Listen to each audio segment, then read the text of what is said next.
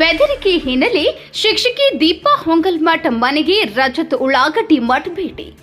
ಅನಾಮಧೇಯ ಪತ್ರದಿಂದ ಬೆದರಿಕೆ ಬಂದ ಹಿನ್ನೆಲೆಯಲ್ಲಿ ಹುಬ್ಬಳ್ಳಿಯ ಗೋಪನಕೊಪ್ಪ ಮೂಲದ ಶಿಕ್ಷಕಿ ದೀಪಾ ಹೊಂಗಲ್ಮಠ್ ಮನೆಗೆ ಇಂದು ಕೆಪಿಸಿಸಿ ಪ್ರಧಾನ ಕಾರ್ಯದರ್ಶಿ ರಜತ್ ಉಳ್ಳಾಗಡ್ಡಿ ಮಠ್, ಕಾಂಗ್ರೆಸ್ ಮುಖಂಡ ಸುನಿಲ್ ಮಠಪತಿ, ಪ್ರಕಾಶ್ ಜಾಧವ್ ಭೇಟಿ ನೀಡಿ ಧೈರ್ಯ ತುಂಬಿದ್ರು.